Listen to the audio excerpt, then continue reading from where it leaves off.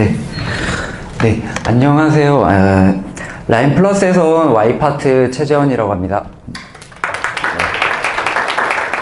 네, 아마 저번 FE 토크에서 아마 들으신 분도 아시겠지만은 예전에 라인 플러스에서 라인 클라이언트 웹 버전으로 이제 뭐 크롬 버전도 있었고요, 타이젠도 있었고, 뭐 파이어폭스 OS 버전도 해서 이제 그쪽을 개발을 하다가 이번에 이제 노드 서버를 저희 라인 플러스에도 이제 프론트엔드 팀이 있어가지고 그걸 이제 진행을 하게 됐습니다.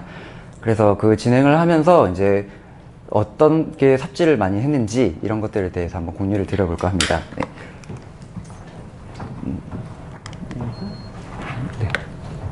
네, 일단 순서는 왜 저희가 Node.js를 이용해서 이렇게 서버 사이드 렌더링을 해야 하는지, 뭐 물론 아신 분들도 있으시겠지만은 일단 대략적으로 한번 설명을 드릴 예정이고요. 그 다음에 저희가 이제 노드 서버 구축하는 그 과정에 대해서 이렇게 이야기를 풀어 나가려고 합니다. 그리고 세 번째는 이제 그걸 이야기를 풀어 나가면서 이제 겪었던 이런 트러블 슈팅과 팁 같은 걸 공유를 드릴 거고, 4번 투두는 이제 저희가 앞으로도 좀 다른 걸 시도를 해볼 건데, 혹시 여기 뭐 네이버 쪽에서도 뭐 경험이 있으시면 같이 공유를 했으면 좋을 것 같습니다. 네. 일단 궁금한 게, 리액트를 사용해 보신 분들은 손 한번 들어 주시겠어요? 네. 네, 그러면 혹시 서버 사이드 렌더링을 한번 리액트나 뷰로 해보신 분 혹시 있으신가요? 한 분이신 거예요? 네. 네.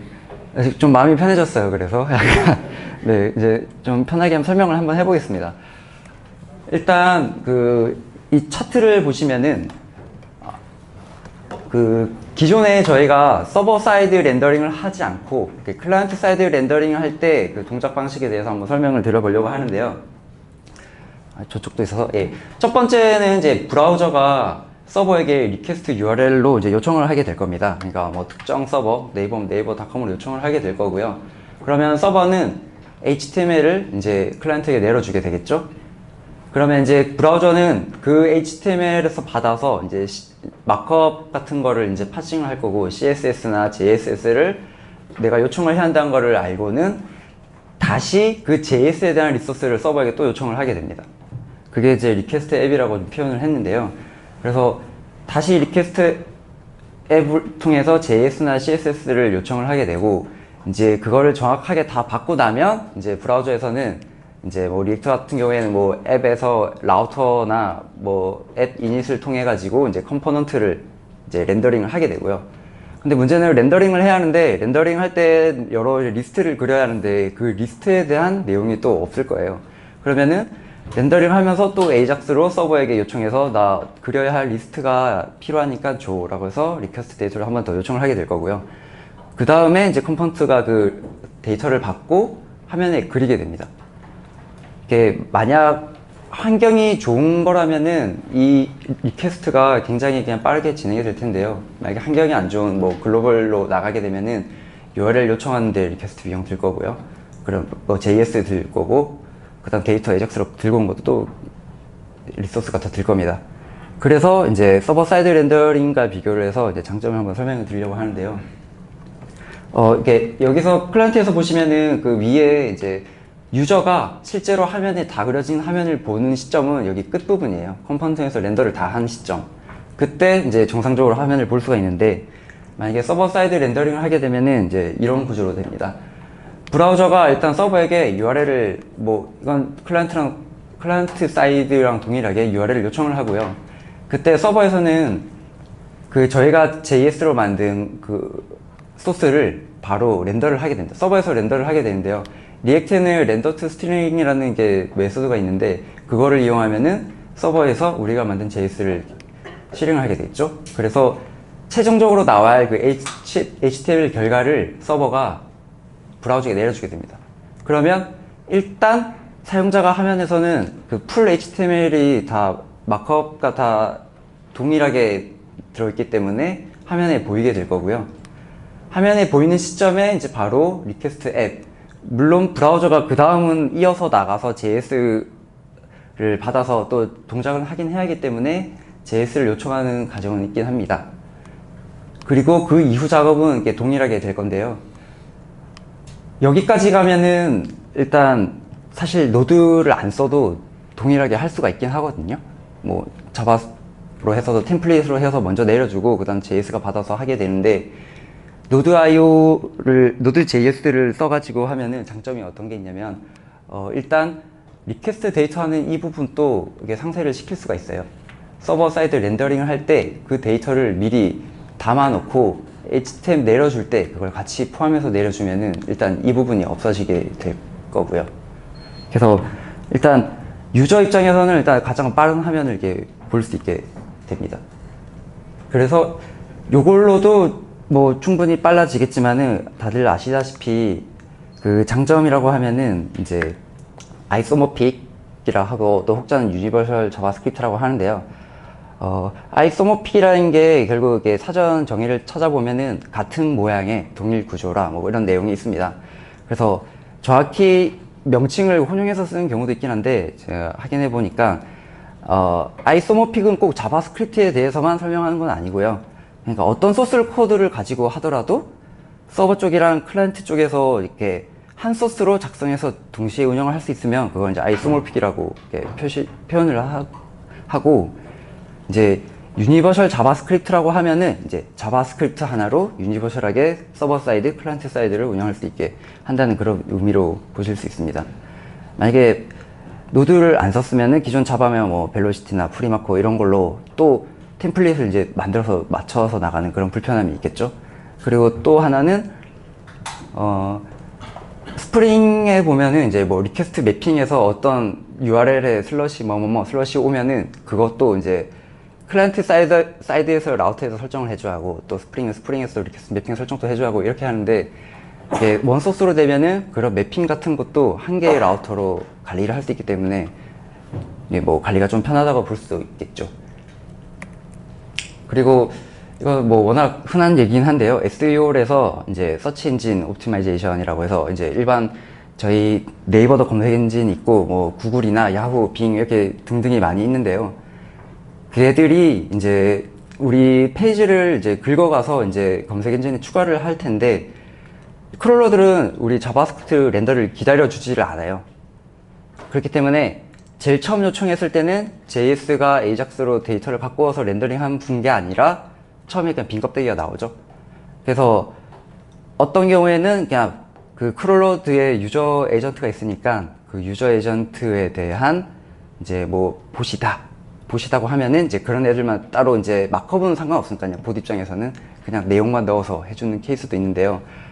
뭐 물론 지금 구글 크롤러 같은 경우에는 자바스크립트까지 실행을 해서 그 다음 결과를 크롤링을 한다고는 합니다.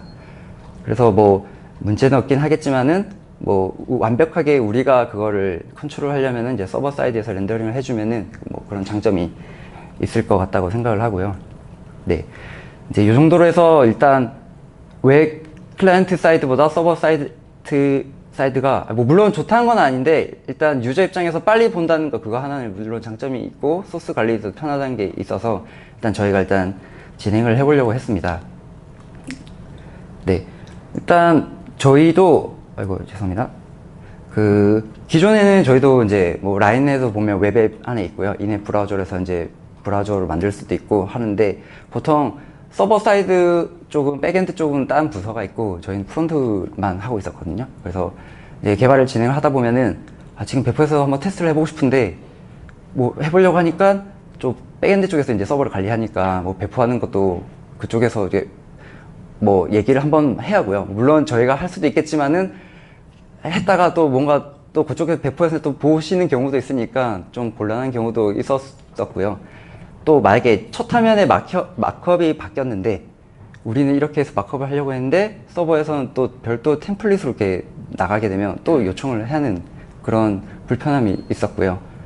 그리고 백엔드는 API 뭐 A, B, C 이렇게 만들었는데 저희가 개발라해서 성능을 좀 끌어올려 보니까 A, B를 조합을 해서 좀 컴포짓을 해서 뭐 D라는 API를 만들어서 쓰면은 더 좋겠다라는 니즈는 있지만은 불편한 거죠. 이제 그쪽 분들도 맨날 언제나 개발자들은 바쁘니까요. 그래서 뭐 요청을 하려고 하면은 불편한 게 있어가지고 그래서 이왕 이렇게 된 거면은 우리 쪽에서 프론트엔드 서버까지 운영을 해보고 이제 백엔드 분들은 API만 제공을 해주는 건 어떨까라고 이제 얘기가 된 거라서 저희가 시작을 한번 하게 됐고요. 물론 백엔드 분들도 프론트엔드에 관심 있는 분들은 빨리 지원을 잘 해주시는데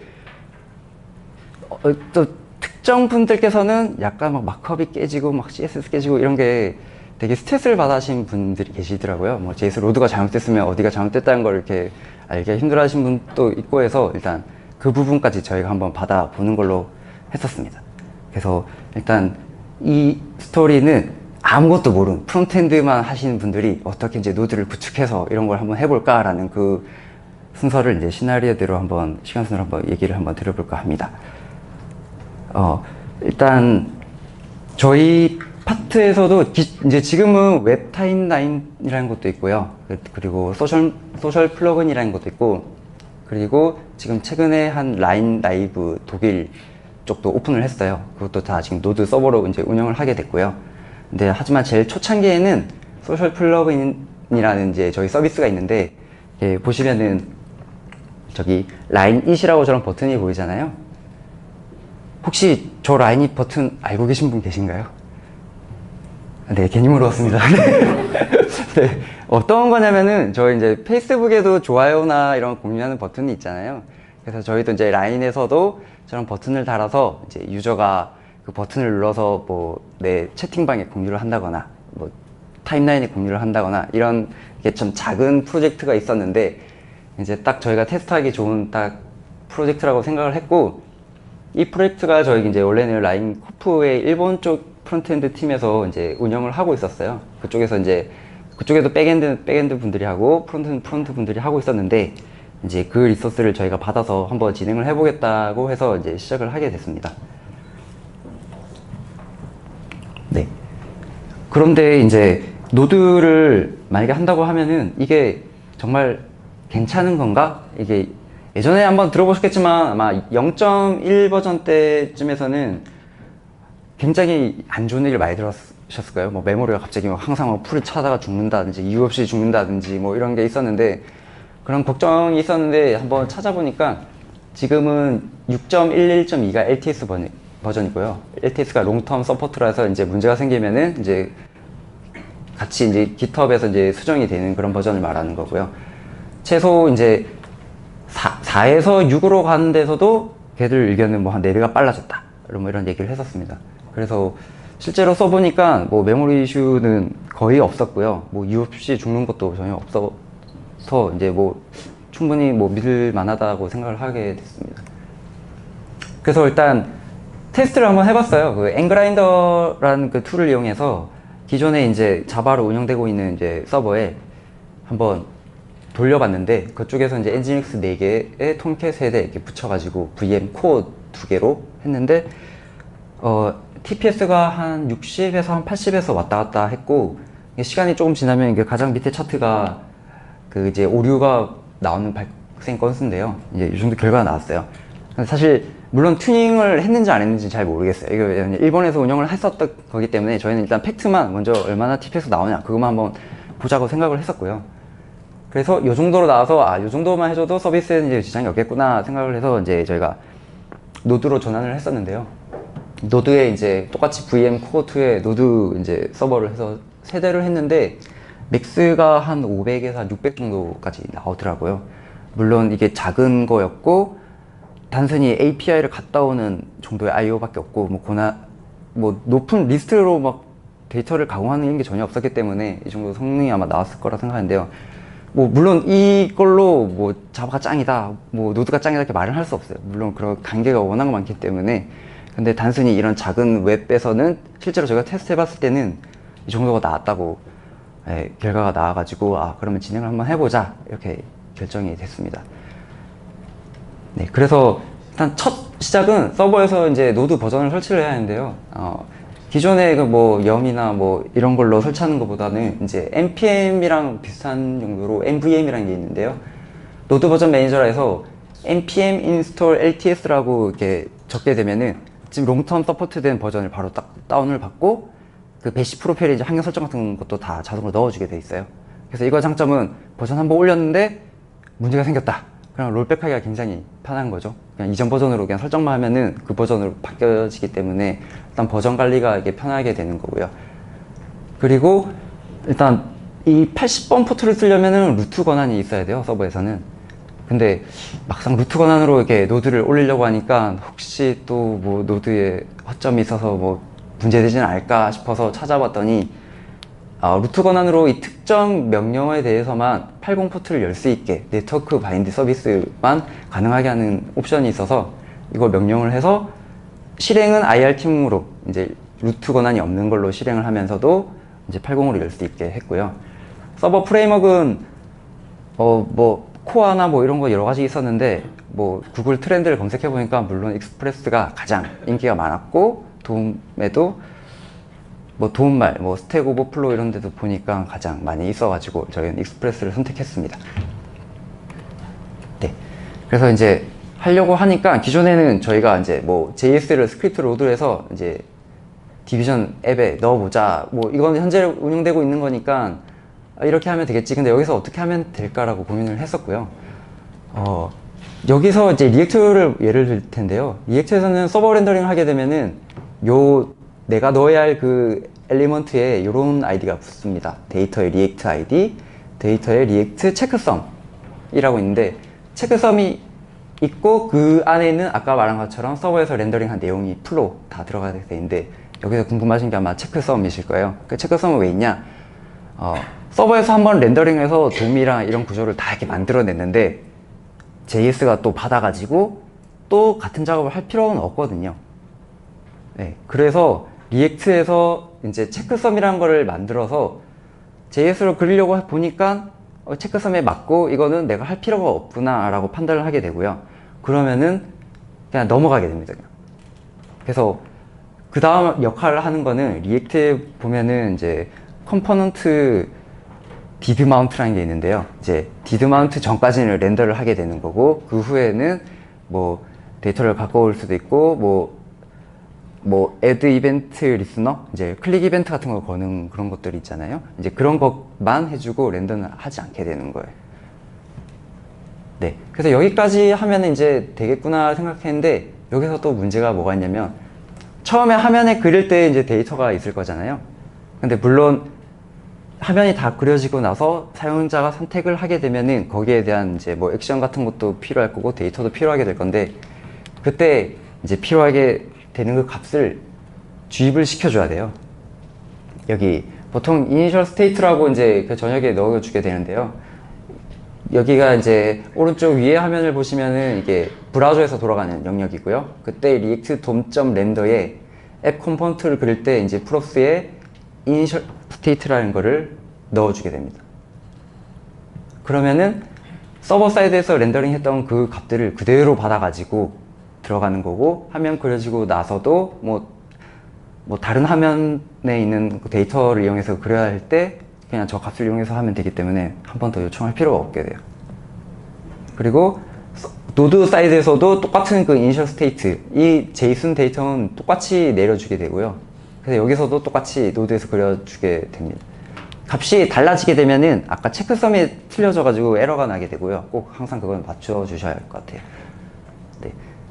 그래서 여기까지는 뭐 무난하게 그냥 서버에서 렌더링해서 HTML 내려주면 되는 거구나 생각을 하면 되는데 근데 실제로 해보면 이제 막 문제가 생기게 많이 생겼거든요.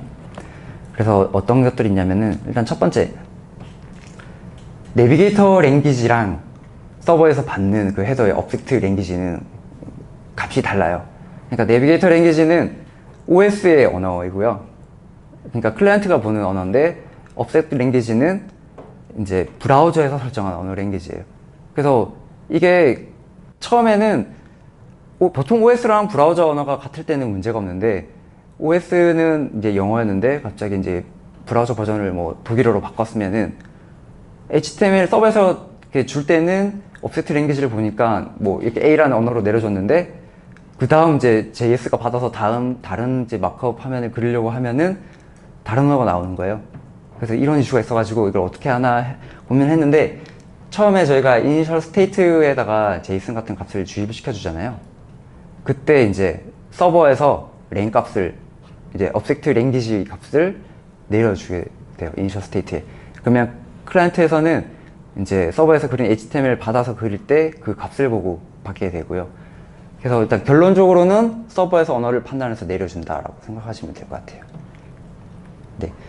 그리고 노드에서는 일단 그 V8 엔진이라고 해서 사실 이렇게 브라우저에서 돌아가는 거랑은 조금 달라요. 동작이. 결국은 자바스크립트를 이제 C 언어로 이렇게 컴파일을 해서 이렇게 내부적으로 실행하는 구조라 가지고 뭐 윈도우 객체나 필요가 없죠. 사실 노드는 브라우저가 없기 때문에. 그리고 뭐 XML, HTTP 리퀘스트 이런 객체도 없기 때문에 이런 객체를 절대 렌더할 때, 그러니까 컴포넌트 윌 마운트 그 전화에서 이렇게 넣게 되면은 문제가 됩니다. 찾을 수 없기 때문에 에러가 나기 때문에 이걸 한번 고려를 해주셔야 하고요. 네.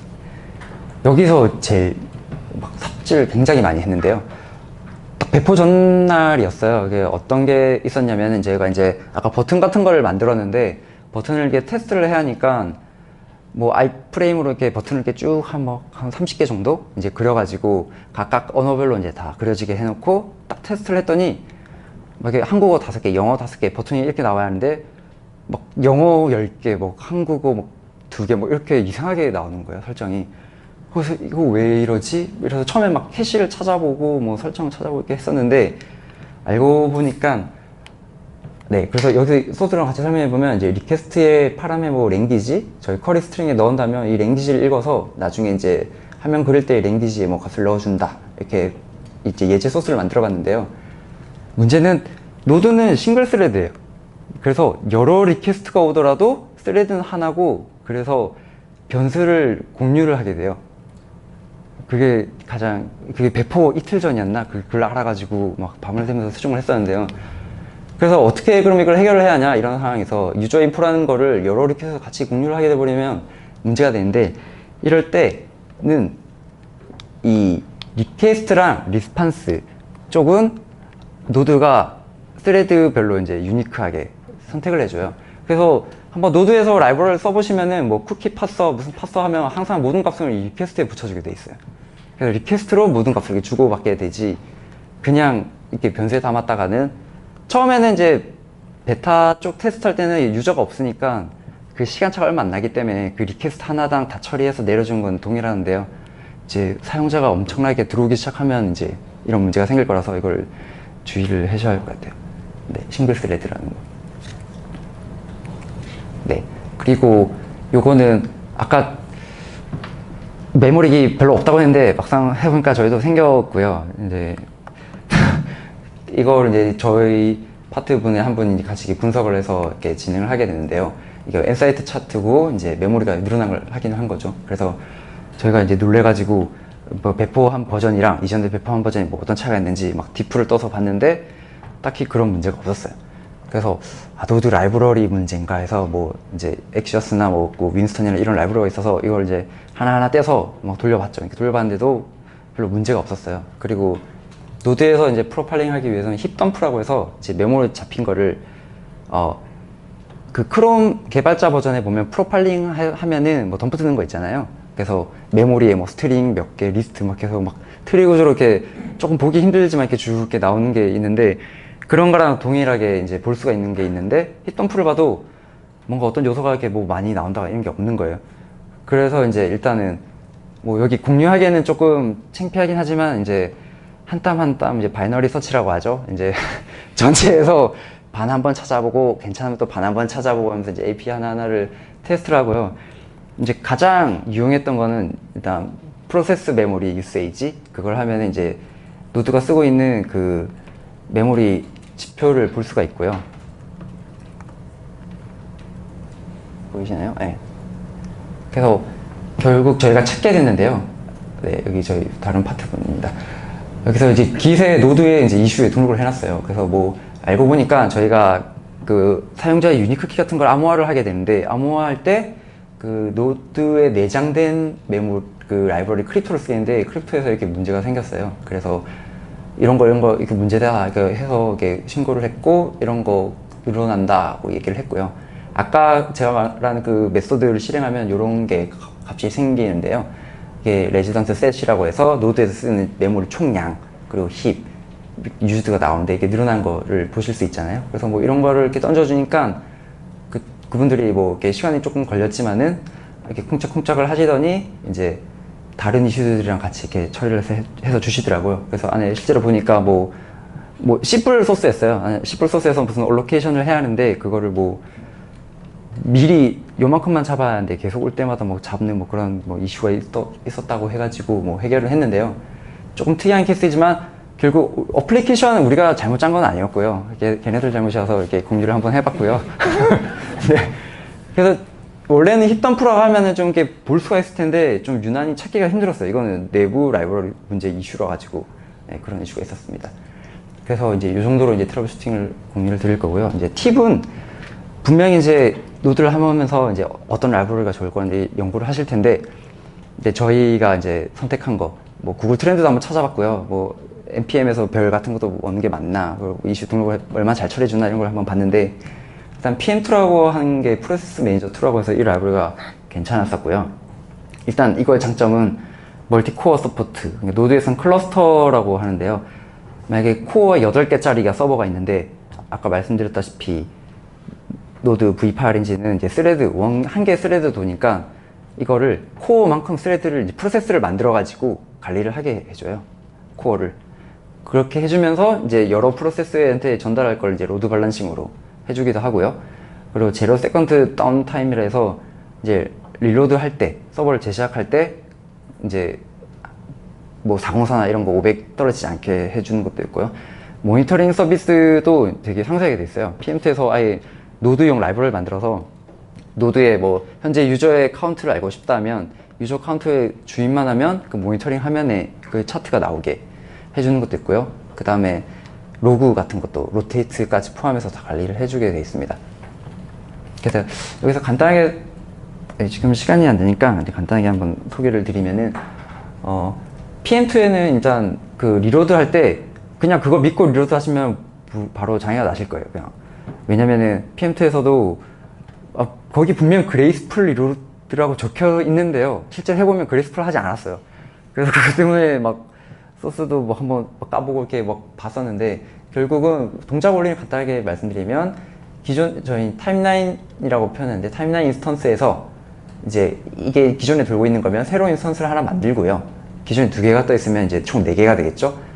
기존에 2개한테 띄우고 새로운 인스턴스한테 이제 너 준비 다 되면 나한테 말을 해줘 이렇게 해서 시그널을 보낼 수 있거든요, 프로세스에. 그래서 얘가 온라인이 되면은 나 준비 다 됐어 를 하고, 그러면 PM2는 기존에 있던 애한테 야 이제 너 필요 없어, 너 그냥 꺼둬도 될 것 같아 라고 표현을 하면은 바로 꺼지면 또 안 돼요. 왜냐면 이제 노드에서 보면은 막 서버 시작할 때나 끝날 때 뭐 DB 커넥션도 있고 트랜잭션도 있고 이런 처리가 있기 때문에 디폴트는 아마 1.6초인가 그럴 건데 그 전에 꺼져버리면 문제가 되기 때문에 그 설정하는 값이 있어요, PM2에. 그래서 그런 거까지 고려를 해서 적용을 해주시면은 이제 되고요. 만약에 그때까지 반응이 없으면 그냥 킬이 돼버려요. 바로 죽는 케이스. 근데 저희는 이제 이런 거 없이 실행했을 때 이런 타임아웃에 넘어가는 경우가 있어가지고 그때 문제가 된 경우가 있었습니다. 그리고 엑시오스라고 해서 아까 말씀드렸다시피 브라우저에서는 XML HTTP 리퀘스트를 쓰게 되고 노드에서는 HTTP 리퀘스트랑 다른 객체를 쓰게 돼요. 근데 이제 저희는 원소스 코드로 만들어야 하는데 이걸 또 뭐 if 노드, if 브라우저 이렇게 할 수는 없거든요. 그래서 그거 물론 엑시오스 내부적으로는 그렇게 되어 있겠죠. 근데 저희가 안 하면 되니까 그래서 엑시오스를 쓰게 됐고 엑시오스가 알아서 다 해주게 됩니다. 그냥 자기 지금 실행하는 환경이 어딘지에 따라서 되고, 물론 그 EX6에 그 패치라고 있어서 그것도 써도 되긴 하는데요. 엑시오스에서는 약간 유틸성 기능이 많아가지고 이거 저희가 한번 시도를 해봤습니다. 그리고 가장 유용했던 게 인터셉터 리퀘스트 앤드 리스판스인데요. 모든 요청에 대해서 나가기 전이랑 리스판스에 대해서 후킹을 할 수 있어요. 그래서 그걸 이제 로그로 쌓을 수 있는데요. 그러니까 실제로 이제 우리가 노드에서 다른 서버 API로 리퀘스트 날렸는데 뭐 응답이 잘못됐다, 뭐 그런 거에 문제가 장애가 생겼을 때 이제 그 로그를 쭉 한번 훑어보면은 몇 시 몇 분에 니들이 안 줬잖아 이렇게 당당하게 우길 수 있는 그런 증거 자료가 만들어질 수 있죠. 그래서 요것도 한번 하신다면 엑시오스로 한번 기능을 사용해 보시는 것도 괜찮은 것 같아요. 그리고 노드몬이라고 해서 노드는 결국 서버 소스고, 서버 소스를 수정하게 되면은 항상 껐다 켰다 막 재시작하는 이런 게 불편함이 있는데요. 노드 모니터링이에요. 그래서 노드모는 소스가 수정이 되면 자동으로 이렇게 실행을 시켜주게 돼 있어요. 그리고 참고로 노드는 EX6 문법을 모릅니다. 그래서 노드에서 개발할 때는 그냥 노드 실행하면은 뭐 저희 임포트 이런 거 쓰는 거 있잖아요. 뭐 모르는 키워드로 바로 에러를 내뱉어요. 그래서 바벨 노드라는 게 있는데, 이건 실행하기 전에 이제 뭐 아시다시피 바벨로 한번 트랜스폼을 시켜주는데, 트랜스폼을 시켜주고 나서 JS를 실행을 하게 되고요. JS 근데 이렇게 되면은 내부적으로는 이 프로덕션에서는 쓰지 말라고 나와 있어요. 그래서 베타나 RC 뭐 베타까지는 저렇게 해서 이제 디버깅용으로 쓰시면 되지만은, 결국 리얼에서 실행할 때는 한번 웹팩이나 이런 바벨로 한번 돌려서 서버 소스도 한번 트랜스폼 시켜서 그 다음 노드에서 실행을 시켜줘야 돼요.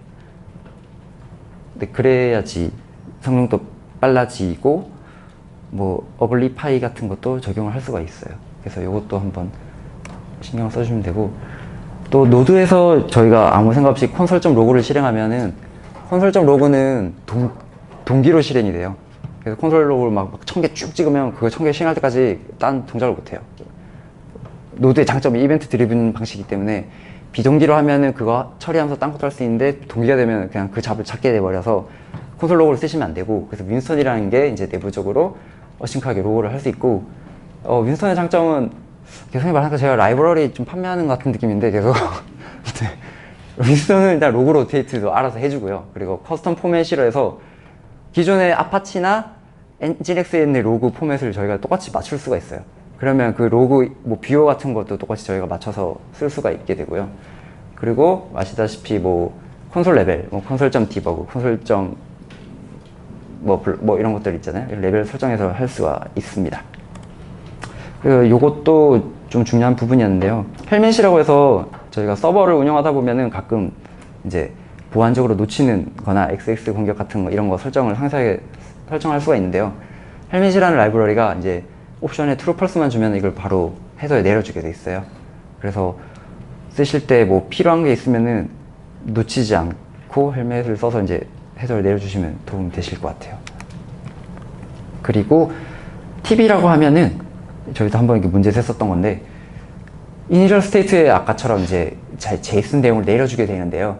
내려주는 키에 만약에 네임에 이게 꺽쇠 이게 스크립트라고 넣으면은 브라우저는 이 뭐 변수 이런 파싱 필요 없고요. 그냥 스크립트 빨간색에서 빨간색까지를 그냥 스크립트 영역에서 실행하는 코드로 인식을 하게 돼요.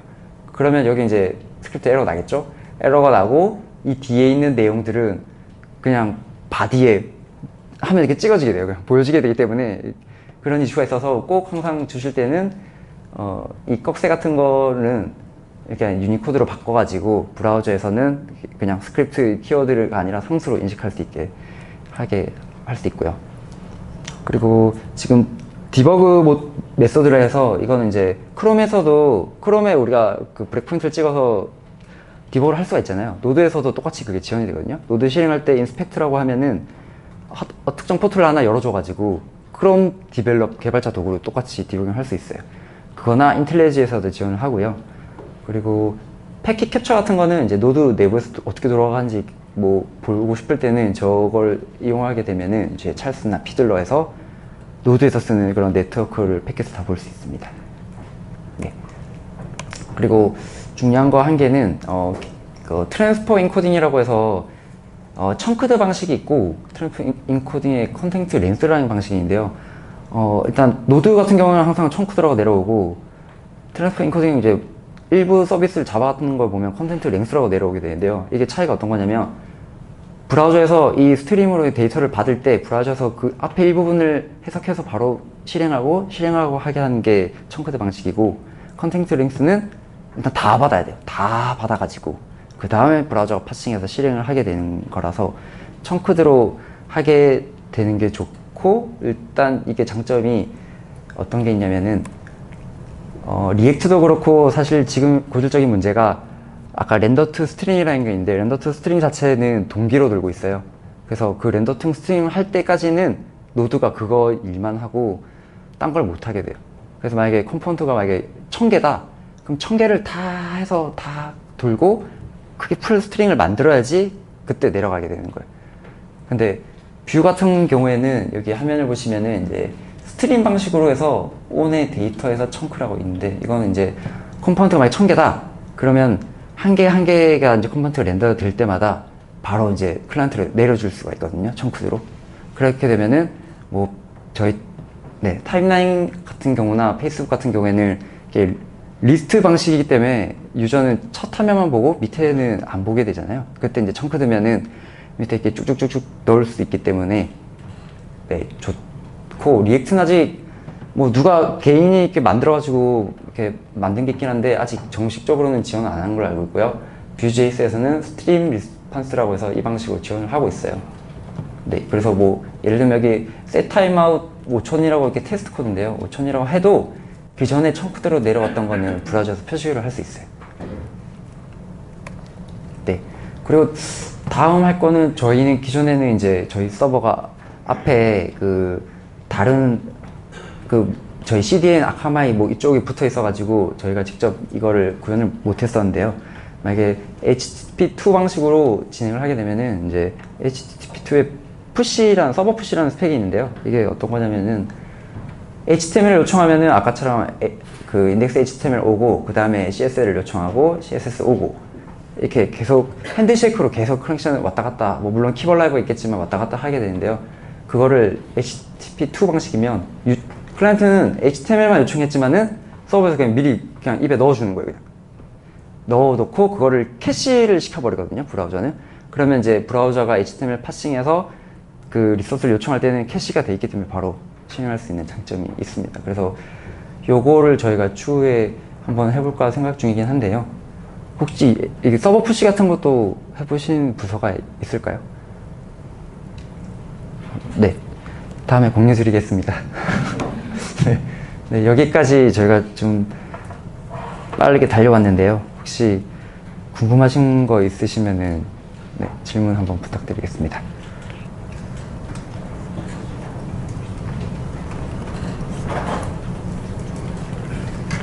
하면서 가장 고생했던 포인트가 어떤 부분이에요? 고생했던 포인트는 아까처럼 배포 이틀 전에 스레드가 공유한다는 거 그걸 몰랐었던 거 있었고요. 그 다음 처음에는 라이브러리 찾는 것도 좀 많이 일이었긴 했죠. 다들 뭐 프론트엔드는 다들 그런 걸 아시겠지만 저희는 처음에 프론트엔드에서 이제 서버 해보겠습니다 해서 서버 했는데 만약에 뭐 문제가 되면은 그것도 굉장히 이제 골치 아픈 일이라서 그런 것도 고생을 했었고요. 그 다음 성능 개선 포인트에서 많이, 또 이거 외에도 프로덕션 모드에서 어떤 거를 뭐 빼고 넣고 하는 거에 따라서 성능이 차이가 나는 그런 게 있기 때문에 최대한 걸레 물 짜듯이 그런 식으로 하는 게 있는데 그 부분이 조금 많이 힘들었었고요. 기회가 되면 그것도 다음에 말씀드리겠습니다. 우리 실패했던 라이브러리 선정 사례가 있어요? 실패했던 사례요? 저희는 철저하게 조사를 했기 때문에 실패라고 한 건 아직 없었던 거.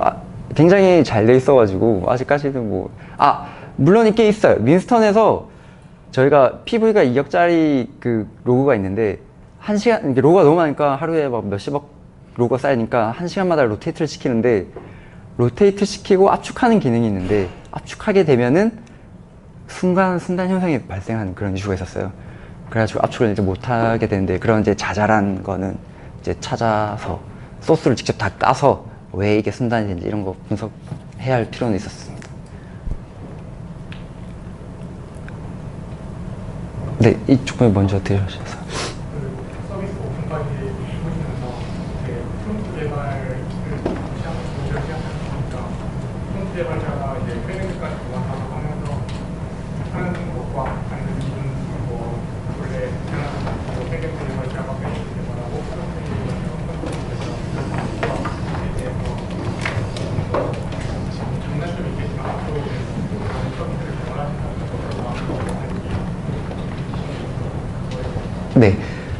저는 무조건 노드를 쓸 것 같고요. 왜냐면 일단 커뮤니케이션 비용이 주는 게 굉장히 또 뭐 편한 것도 있고, 물론 저도 예전에는 백엔드 일도 뭐 했었기 때문에 스프링도 뭐 구축하고 세팅한 것도 했는데 노드는 진짜 훨씬 편합니다. 지금 맘만 먹으면은 프로젝트 하나 해서 서버 띄우고 뭐 리액트 렌더링까지 하는 것도 뭐 1시간이면 될 것 같아요. 그래서 서버 구축 굉장히 빨리 할 수 있고 안정적이라서 네. 물론 제가 자바를 잘 모르는 수도 있고요. 네. 네. 네, 다음 좀. 저희는 배포는 엔드플로이로 진행을 하고 있고요. 배포는 일단 PM2에서 그 릴로드, 그레이스풀 릴로드를 쓰게 되면은 기존에 노드 띄워져 있는 게 있고 뭐 제로 타임으로 다시 덮어 씌우게 됩니다. 그래서 방식은 두 가지가 있는데 이제 JS 소스를 다른 CDN으로 넣어서 그거를 바라보게 할 거냐 아니면 노드가 직접 그 JS까지 스태틱으로 내려주냐 뭐 이런 게 있는데 배포는 뭐 기존의 방식이랑 유사하게 네, 엔티플로이로 그냥 소스 덮어 씌우고 돌아갈 때까지는 덮어 씌워도 문제가 없거든요. 이제 재시작을 하면은 이제 다시 이제 노드가 그 소스를 다 잡아서 올려서 컴파일을 하기 때문에 네, 그렇게 진행을 하시면 될 것 같습니다. 네, 다음.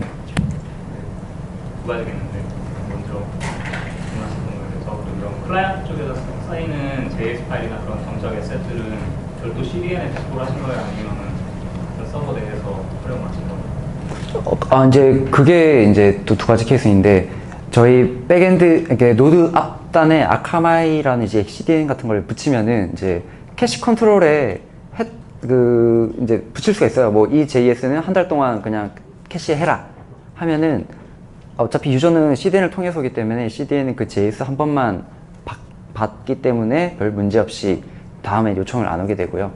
뭐 그렇게 하는 방법도 있고 아니면 별도 엔진엑스로 그냥 리소스만 있는 걸 구축을 해가지고 거기서 이제 JS만 바라보게 해도 되고요. 근데 장점은 이제 배포를 두 번 해야 한다는 불편함이 있죠. 만약에 두 개로 나눠지게 된다면은 뭐 JS 배포를 하고 여기 먼저 배포하고 그런 것도 있지만은 또 한편으론 JS를 버전 올리고 나서 JS 먼저 나가 있는 상황이니까 이제 PC에서 이제 뭐 프록시 조금 건드려 가지고 다른 JS를 바라보게 해서 잘 동작하는지 먼저 테스트는 해볼 수 있으니까 그런 장점도 있습니다.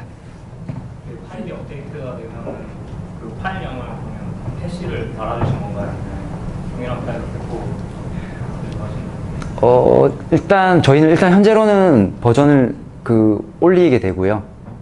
뭐 안 올리게 된다면은 CDN 통해서 퍼지라는 기능이 있어서 CDN에 있는 그 JS를 파기하고 다시 가져가라 이런 게 있는데 실제로 써보면은 한 7% 정도는 계속 이전 버전 JS를 유입하고 있더라고요. 뭐 아마 제 생각에 어디 방화벽 이런 거점에서 계속 캐시가 또 있는 거지 않을까 생각하는데 그래서 아예 확실하게 HTML은 캐시 없이 가고 JS는 버전 올려서 하는 걸로 진행을 하고 있습니다. 네. 네, 시간이 없어서 여기까지 하겠습니다. 네.